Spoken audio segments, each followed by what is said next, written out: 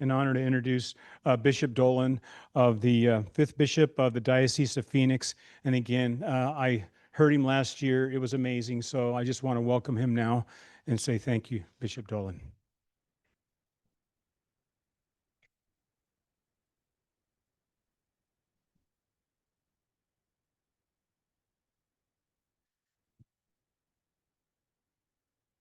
Oh, somebody took my notes.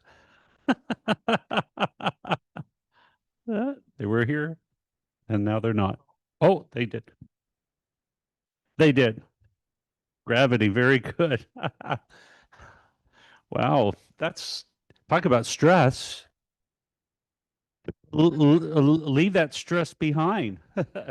Well, I'm so grateful to be a part of this wonderful experience here. And I do recall my joyful time last year where I was able to kind of open up and share with you a little bit about my own life and to talk about mental health ministry in the Diocese of Phoenix.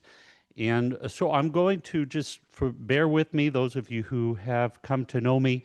I'm going to repeat a little bit about me and about our Office for Mental Health Ministry, and then some new insights that I have gained over the course of the years since my arrival here in Phoenix. For those of you who do not know me, you're in for a treat. I'm just kidding. But anyway,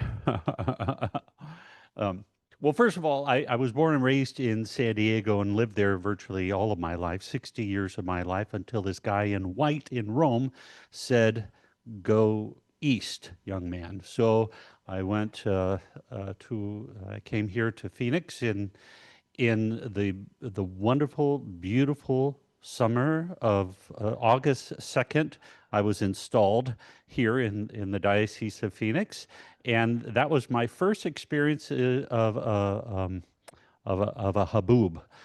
So it was very interesting. I will say there's something quite beautiful about Phoenix. The concept of haboob, the lightning is very different than the lightning that you might find in California, or it's just different. It's just you can't explain it, but it's just different. The skies, the sunsets here are just extraordinary. I mean, in San Diego, you'd see the sun set literally, you'd get that set that over the ocean. And that was beautiful in and of itself. But there's a very different kind of uh, hue here in Phoenix. So there's a real charm, just a beautiful charm. Uh, and because it's so expansive too, I came from a diocese that had 8,000 square miles to cover, and to this diocese that has 44,000 square miles to cover.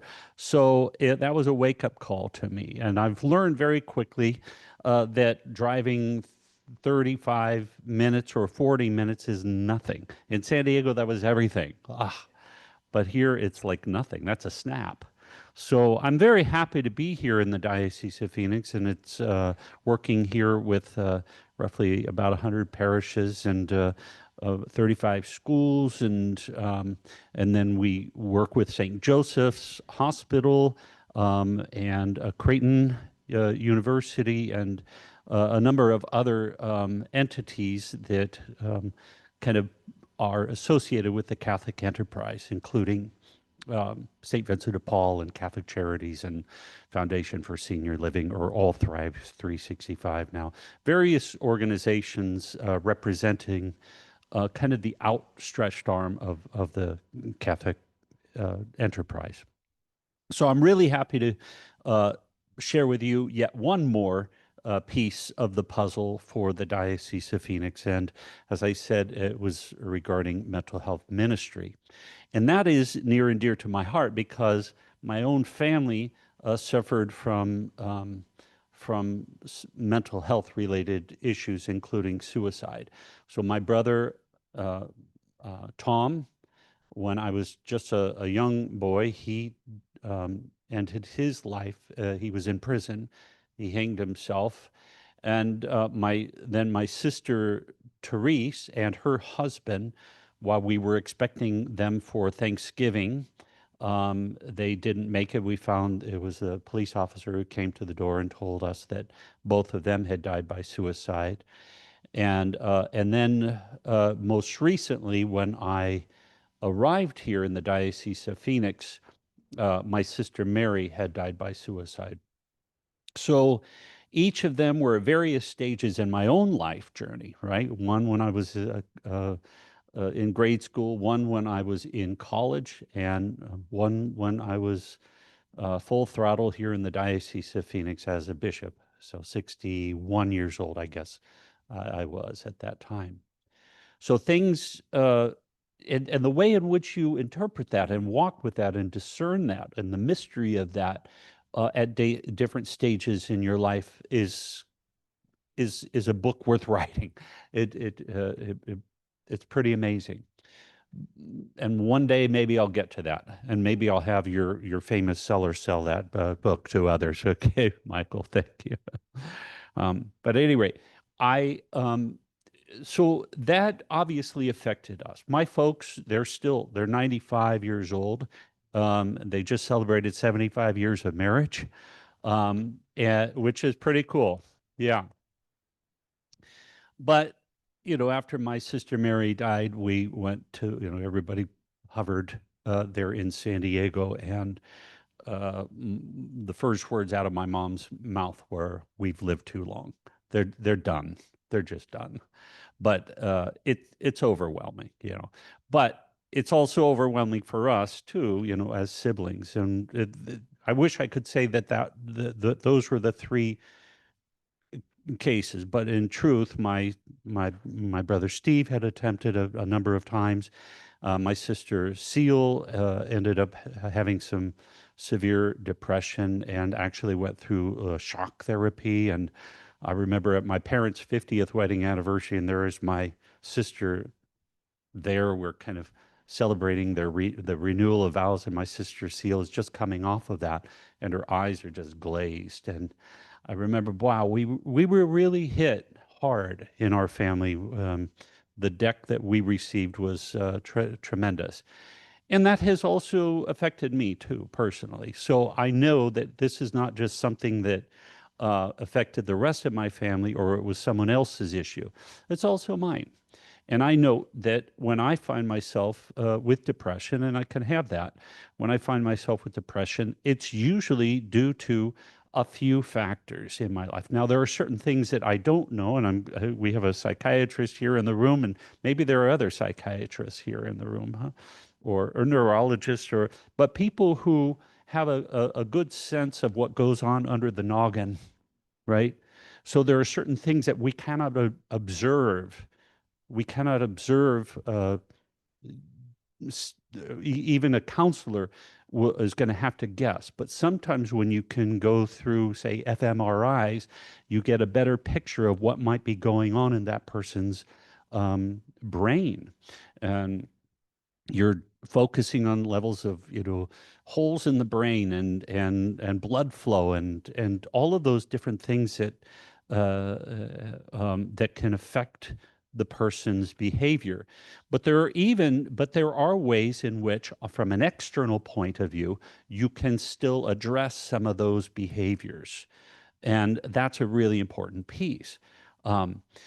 But when I arrived here in the Diocese of Phoenix, we were laid on, someone laid on me a wonderful gift, a huge gift, and said, "What would you like to do with it?" And I said, "How about mental health ministry?" And they were just amazed, and they said, "We're way behind this." And all of a sudden, more people started to participate in their giving toward this.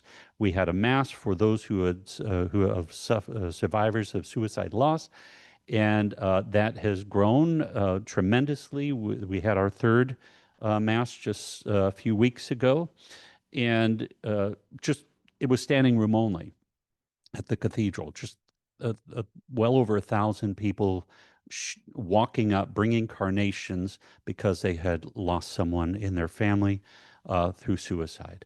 That's tremendous. And 3 years ago, we didn't have such a thing. And 3 years ago, many of those who were in procession would not have even admitted that. when my brother died by suicide when I was a youngster, his that was such a shock for the family, and it was all during the 70s, and no one really had a clue about how to address that. It was a time when people held even psychologists suspect. There was a time when, Dr. Spock was seen as, was held with levels of suspicion, partly because some of what he had offered at the time turned out not to be true, or it was reevaluated. And so people thought, well, why do we trust counseling? You know, those were, and it was still very new. And today, now, it's a very different thing. Today, now we have a very different picture of psychology and psychiatry because of new innovations, including the computer and the internet and fMRIs and now AI. All of these things are helping us to see psychology and what's going on in the brain and what we can do to address erratic behavior and so on. It's really quite amazing. But when this happened, when we were given this gift to open up this office for mental health ministry, what we wanted to do was focus on three things. So the first was to education. The second was accompaniment. And the third was to uh, offer advocacy levels. The whole point of that was to address some of the stigmas that are associated with mental health, and to erase some of the theories or the thoughts that lie behind mental health, some of which are just quite not true. One of the things that we have within our church, as you probably well know, is there are cases that come up on occasion where people will assume that they are possessed, and so we have exorcists and so on. I don't focus too heavily on that. In fact, my general sense is to say 99.999% of those who think that they are possessed aren't. And so, in fact, I expect that anyone who claims that they see a psychiatrist, not a marriage and family counselor, but a psychiatrist, because I think that's a very important piece. And so we actually we have a person who is designated as the exorcist, and his job is to make sure that they see the psychiatrist. If the psychiatrist can say, there's no reason, we cannot find any evidence of mental unwellness in this person, then there's no scientific evidence to say that why this person is acting this way, then maybe we will address that. But for the most part, I found that a lot of our priests and people, just people and good-natured people, would go first to some kind of, there is a spiritual dimension that is affecting my well-being. And you can find that in various cultures. They'll first say, this person is acting erratically, maybe that person is possessed. And today we're trying to say, let's go first to the science and understand what's going on under that noggin. Okay. And what's going on in that person's heart. What's going on? Maybe there's post-traumatic stress, which can be come up at a later time in a person's life, and just suddenly something can trigger that person. A person who has been abused as a child, you can look today at the various. You can look at a brain of a child who was abused and the brain of a child who wasn't abused, and you'll see a vast difference. I mean, it truly is affected. And you say, well, that's a physical thing. How can the physical thing be affected? But it is. And when a person grows to adulthood, you can that person who was abused as a child, and all of a sudden they're acting, uh, uh, something's going off, something triggered them. You can see You can even do, again, another study, and you can see that the brain activity is very different than a person who had never been abused. So you can see that psychiatry has a very important, it plays a very important role in our understanding of the spirituality of a person, and that we cannot negate the science of psychology or psychiatry. It's so essential.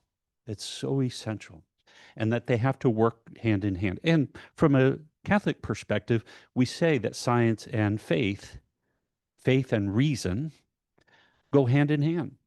If one steps ahead of the other at any given time, something's going to go wrong. If science starts to negate the spiritual, something's going to go wrong. If the spiritual negates the science, something's going to go wrong. Because then what we're trying to do is fix something that is not, fix the human being that is more, from my perspective, more of a mystery than a puzzle. There's something quite profound about us as human beings. The building blocks that we have when it comes to who we are as human beings, from a Catholic perspective, going back to the scholastic era, is that we are body and soul, right? We have a body, a physical body, and we also have a soul with what we call intellect and will. And then from a Christian perspective, because of Christ, we would say we also have a share in the divine nature of Christ. So there's body, soul, and divinity, and all of those little things. Those are just the building blocks. But what we do note is that if we negate the spiritual, then the physical actually starts to get affected. And the same thing, if we negate the physical, if we don't tend to the physical, then the spiritual gets affected. The soul somehow gets affected. We're not thinking rationally. We are rational beings with a body, with soul, our soul having intellect and free will. And but those are just the building blocks. Additionally, there's something very profound about us as human beings, in that there's a spiritual dimension to us where we focus on the wonder of life. It's not just that I can calculate, I can do math, or I can choose right and wrong, but I can also wonder why is this important to me to choose right versus wrong? Why is it important for me to look beyond the mere senses and to maybe even assume a sense of faith, a sense of faith? So the idea of the mental health ministry was really to address the intellectual aspect and not to be afraid of the science of both. And theology itself is a science. It's a study of God, right? So it too is a science. And you want to work with both. They should work hand in hand. In addition to that, we focus on accompaniment. And I'm happy to say in the Diocese of Phoenix, we have about 35 wells. We call them wells. Think of the woman at the well in the Gospel of John, the Samaritan woman who goes and she pauses because there's this guy sitting at the well, right? And she discovers who he is only after a deep conversation, and she leaves her bucket behind. And so we say from the well comes wellness. From the sense of conversation and dialogue comes wellness. And so in every place, each of these venues, we have these places of wellness. And it's not just for people who are, say, survivors of suicide loss, or people who are grieving the loss of a loved one who died for natural causes, or is it for people who are struggling with even schizophrenia or bipolar? It can also be just to address a person's level of wellness. How can I improve? How can I move ahead in life? And the way I like to think of it is that every athlete has a coach. So, pitching coaches for the Diamondbacks, I think we need to fire them. But at any rate, but or the side coach or the defensive coach, uh, for the Cardinals, I think they need to be fired too. Uh, but but but the coaches are helping people who are already at the top of their game. These are people who are true athletes, but they're still assisting them and helping them tweak. Tiger Woods needs a coach, right? Everyone needs a coach to tweak their behavior, right? Their swing, right? Dropping their shoulder, all of those little things. And in essence, that's kind of what we offer. Now, we don't diagnose, we don't prescribe, and we don't treat. So that's a very important thing. And we always make that very clear because we're not in that business. And for legal reasons, we're not in that business. But we also assist, we walk with. And that's in essence what it is, it's accompaniment. It's not even spiritual direction, it's spiritual accompaniment. We're walking with people and we're celebrating their benchmarks of success, whatever they might be. And we remind them of those benchmarks of success if they start to struggle. And we say, remember that thing that you said? So what we're hearing, what I'm trying to say is that they're the locomotives in this, those who gather in these moments of accompaniment. They are the ones who are the locomotives. We're not the directors of. Pope Francis spoke of that. He says, I would much rather have a person say that they are a spiritual accompanier than a spiritual director. Because a director has this sense that I know where you need to go. I don't know that. The best I can do is listen to what you have to say. And then when I'm done listening, listen some more. And when I'm done listening, listen some more.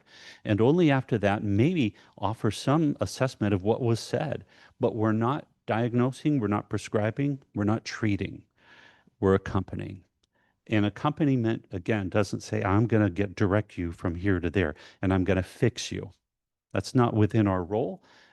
I don't think it's even in the role of a counselor. They would be professional counselors. They're necessarily to fix, right? They're there to accompany, and hopefully they can find things in that person that they would say, wow, I never paid attention to this or that. Having said that, we also know in our spiritual accompaniment sessions that we are behavioral beings. There's something about us, and if something is not tended to, then we're going to probably be off in other matters. When I was in the seminary, we were formed. Our level of spiritual formation was the intellectual, the prayerful, the social relational, and the physical. And if one of those things was off, it would affect the rest. Because there's something very important about us as human beings. No man is an island, as they say. Thomas Merton said that. John Milton said that. No man is an island. We belong to each other. So if we don't have a social relational component, and acknowledging that some people are extroverts, others are introverts, but if we don't have some level of social relational connection, then we're losing a sense of there's something going on. If we don't tend to our physical self, right? Something's going on. We already know that, certain things, if we're not caring for ourselves, that can have other physical ramifications. Even not brushing your teeth or not flossing, and you're not caring for your dental hygiene, that can affect your heart. So we already know that, but it can also affect our general mental well-being. And some of that is science. Some of that can affect what's going on, again, under the noggin. But other times it's just, gosh, I'm feeling sluggish. I'll tell you, a couple of weeks ago, I just skipped one day of walking around the block or running. I skipped it. The next day I skipped it again. Next day I skipped it again. And it was about a week and a half. And then I'm starting to just like, clicking the television. I'm not reading. I'm not focusing on the other elements of what it means to be whole as a human person. And so each of those elements, I realized, my gosh, I got to get back to walking. And all of a sudden, I started reading again. And all of a sudden, I started having a better social relational life with people. I wasn't like into, I was even phone. It was like, right? So as all of a sudden, I thought, wow, I am way off mark. I got to get back and start spinning those plates again, the intellectual, the emotional, relational, the physical, and the intellectual. All of those things are important. In addition to that, in our seminary, I have introduced counseling. That we always had a counselor, but usually that counselor was when something went awry in my day. Now, our seminarians see a counselor every 2 weeks, and they see it not be when something's awry, but they see it as a level of uh, an added level of their spiritual growth, which I think is essential. And what it also has helped them to discern is that psychology is not to be feared, but it's to be embraced. If there's something quite profound about that. So that idea of accompaniment is just essential. When it comes to ourselves, are uh, we tending to our well-being? It's important for you who are, in the spiritual care world to care for others, but you can find yourself absolutely exhausted unless you yourselves are tending to some of those matters. You cannot give what you have not first received, is the old adage, right? And so if we're not receiving our own general sense of self-care, we're probably not going to be giving the best to others. So I think that's an essential. The other is, in addition to the intellectual or education, so we try to educate, I forgot to say, we have educated virtually every priest and deacon and religious and any person who's interested in the Diocese of Phoenix on mental health first aid. So you've all had, I'm sure, some levels of that. Have you ever had mental health first aid? Raise your hand if you have not. Okay, I highly recommend it. Highly recommend it because think of first aid. So somebody is showing some symptoms of a heart attack. How do you address that? Mental health first aid is the same. If they're showing some symptoms of something that is erratic, then you might be able to then address that. It's more than, say, somebody who comes in, they need confession from a priest, or they need spiritual direction. All of a sudden, our frontline people in parishes, they've all gone through mental health first aid, and they'll say, something else is going on. And so that's a really important piece. So education is a piece, accompaniment is a piece, and then the last is advocacy. Well, one of the things so we just hired a person for advocacy, and advocacy is tending to a couple of things that we have immediately. One is in the prison. We see a lot of our members. They get in the prison world. They might see a psychologist or a psychiatrist maybe once a month, a psychiatrist probably once a year for some level of prescription. And it's not the fault of the government per se. It's not the fault of the prison industry per se. It's just that we are terribly understaffed. We're way behind the eight ball when it comes to counselors and psychiatrists. So that's a very important piece that we're trying to address. And thankfully, we've had a meeting with, oh, I forget his name, the head of the prison industry. Excellent. It was great. And so our job is to kind of help fill the gap those between the intervals of their meetings. So with, again, mental health ministry. And the other is this Proposition 409 at Valleywise Healthcare. So I had a chance to go and view that and see what they're doing. They basically took a hospital that was lying fallow and basically uh, uh, emphasized behavioral health care. It even has a trial room where there's a judge, and so they can address some of the issues for people um, who are struggling with mental health. They have rights, and we want to make sure that they are cared for even in the legal world, that they have their rights, um, that their rights are treasured. So we're way behind that. We're also focusing with the University of Mary of Bismarck. Well, I'm happy that Creighton University has upped their game as well in the world of psychology and psychiatry. They're having some courses specific to that. And then the University of Mary out of Bismarck, we are now working with them to make sure that so we're going to be offering courses um, in counseling, and with it, we'll have an MS degree, and during that time there will be they will be interns in our school system. So we'll basically have, over a period of time, we will have interns in each of our Catholic schools, which I think is very important, especially in today's world, where we just need to have that. So it's going to be a real blessing to us, and we're trying to, part of the advocacy portion is to reduce the cost, because we, again, as I said, we are way behind the eight ball on counselors. We need more counselors. And this isn't just here in Maricopa or in the state of Arizona, it's across the nation. I'm also happy to say that I work with a deacon from Scranton.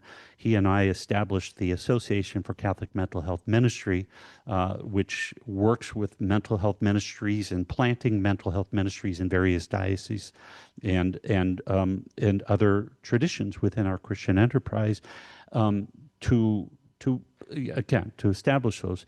And it's gone beyond our state and also to other countries, and it got the attention of Pope Francis. And so we now have, he's actually, in a couple of months, will be offering a particular, every month he offers a prayer, a specific kind of a universal prayer, and then there's education that backs that up. And the spotlight is on the Diocese of Phoenix. So that's kind of nice. But it's really pointing to the need of this mental health ministry. So the bottom line is, what does all of this mean for us today? And I don't want to overrun my time. How am I doing? Okay. The bottom line is, how are we tending to ourselves? The whole person formation, as I said in our seminary system, is a very important piece of who we are. I believe, from my perspective, that we are spiritual beings, and I believe that most of you here in this room have that notion as well. That a lot of people think that spirituality is just prayer. You know, if I pray enough, I'm going to be well enough. Prayer is one aspect of our spiritual journey, right? As I mentioned, the physical is just as much a part of our spiritual personhood. The intellectual, if I'm not broadening my horizons, I'm losing something, right? The emotional, relational, again, if I'm not tending to the whole person, we're made for each other. There's plenty of science now where we can see that people who are spiritual but they're not active in their particular faith traditions, if they're not connected, they have a better chance, a greater chance of um, levels of depression. The studies are quite amazing. So the Journal of the JAMA Psychology, the psychology, right? Psychiatry, yeah. Um, they shared amazing study from American Nurses Association, and two major studies of men and women with thousands of studies. And from that, they also saw something that kept peaking. And that was that those who are, say, affiliated, let's say affiliated Catholics, they're affiliated Catholics, but they're not going to church. They had a greater chance of dying by suicide or cirrhosis of the liver. All of these were symptoms of severe depression because the sense of connectivity was lost. So they found that their spiritual journey was just very personal, all of which is good. You want to take ownership of your own spiritual journey, but there's something much greater, and that is kind of a social communal aspect of who we are. That's why, you know, in the early church, that was so essential. They were growing by leaps and numbers in Antioch because they were just thrilled. They realized that their journey was not just with one, God, but their journey was with each other. And that brought them a certain level of joy, fever pitch joy, which got them going. It was really pretty impressive to watch that. And the same thing is true for us. There is not only a personal joy, but a communal joy when we're gathered together.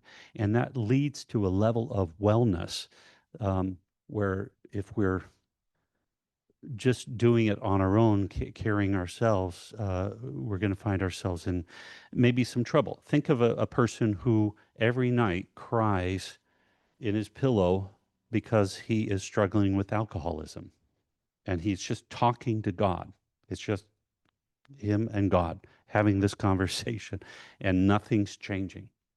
But when that person then goes to something like AA, that's very different and starts to admit it because God happens on a human level, right? So that's the key where that social relational is essential. Looking at ourselves, if we're sluggish in any one of these, we might fail in our own general spiritual self-care and wellness. And I would contend in our mental health. So some very practical habits: regular exercise and sleep, personal or group prayer meditation, ongoing counseling or spiritual direction or spiritual accompaniment, having kind of a digital Sabbath, step away from this, right? Just step away from that. Take some time away from that. Our seminarians, they have a spiritual year where they are off the phone. And then this Generation Z, that's amazing. They're off the phone for an entire year. They have no connection with the what do you call it? Multimedia world, which is amazing. An entire year, and because it's a part of their anatomy, and all of a sudden they give it up and they go through these withdrawals. It would be hard enough for us. I, I don't see one Gen Z in this room. It would be hard enough for us to do that because even though we are, we're not, we're immigrants to this world, but it's still hard. And there are withdrawals that people have. But at the end of the year, unbelievable what happens. It's unbelievable what happens to these guys in our seminary system. Their sense of their relationship with God and their joy in being with each other is just extraordinary. It's wonderful to watch, but it's hard. And it's really hard. So those digital Sabbaths, I think, are very important for us. Scheduled time away from our screens and even the news cycle. That's a big thing that I'm trying to tell our priests. Sunday is a day of rest. Sunday is a Sabbath moment. It's a quiet time. They don't need to hear from your pulpit more news that you gain from Fox or MSNBC. They just need rest. People come to rest and quiet themselves. And then it's what we call the Mass is a source and summit of all that we do. It's the source. You feel that rest. Your joy is to go back out there into the world. And it's also to the summit. You come back because you need to get that rest. It's essential. God created that for a purpose, right? To rest. And if we're not resting because we're throwing more, gathering more news and just, oh my gosh, it's a killer. I don't watch news anymore. I hear it enough from everyone else. So it's too much. The Marshall McLuhan, the medium is the message.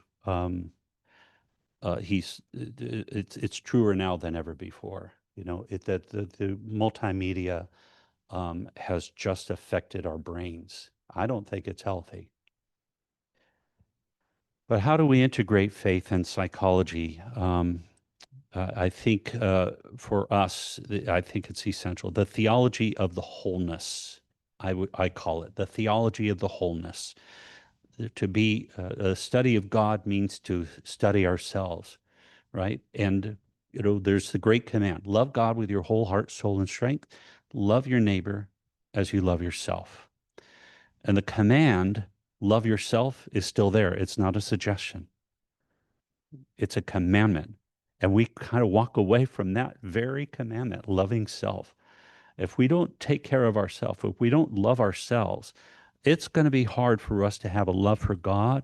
It's going to be hard for us to have a love for the other, right? It's just essential that we care. All of those plates have to spin together.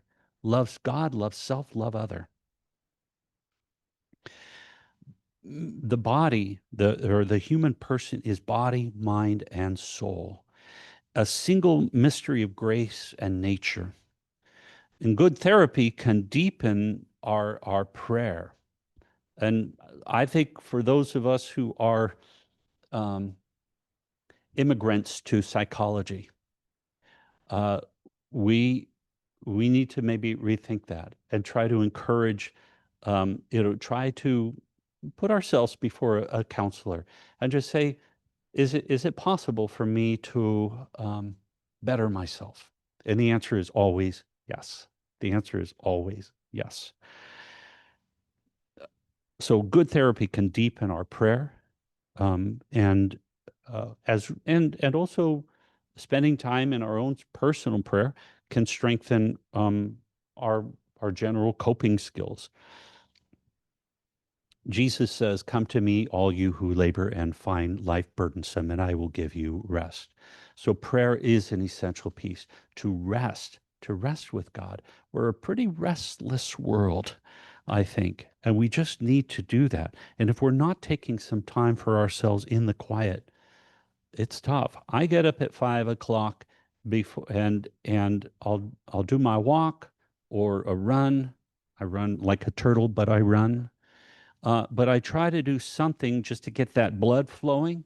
And then I come home, I'll even have a little coffee, and I sit down and I just rest. And I don't even think about anything, which is one of the best moments of my life. I take my brain out, put it to the side, and I just stare.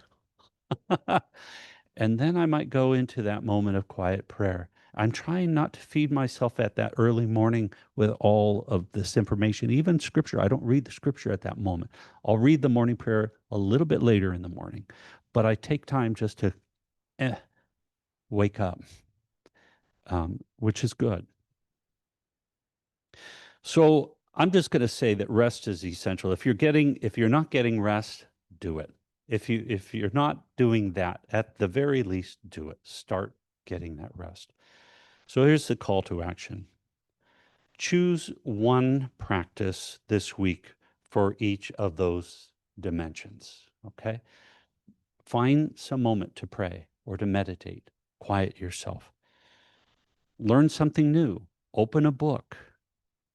Dust off something. It might be even the Bible. If you haven't seen that Bible in a while, do it. It's not a bad thing. It's a good thing. It's called the good news. How about reach out to a friend? Maybe the neighbor next to you. We've lost that sense of neighborhood. We need to do that, recapture some of that. Reach out to a friend. Take a brisk walk.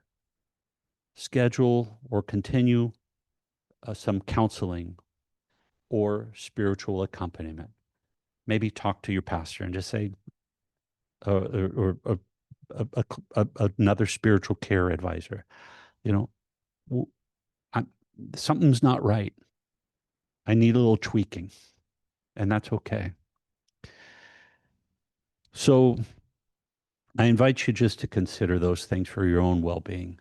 But in essence, I've been thrilled to see what has been happening in our office for mental health ministry. We're growing by leaps and numbers. We hired one person in our first year. Now we have 6, and they're going crazy. I shouldn't use crazy when it comes to mental health, but you know what I'm saying. And so I'm very happy to be here. And I don't know if you had any questions, but I can answer those, or I know you're having your breakout sessions. So. Okay. Well, thank you very much for allowing me to be here and to accompany you. We're all accompanying each other. Thank you very much. Thank you.